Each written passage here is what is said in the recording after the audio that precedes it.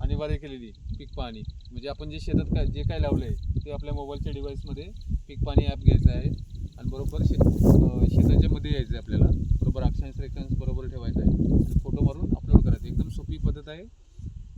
तरी माझ्या सर्व शेतकरी बंधूंना विनंती की आता शेवटचे 4 दिवस राहिलेत आपल्याकडे, पीक पाहणी करून घ्यावी. आणि त्या संदर्भात आजचा व्हिडिओ.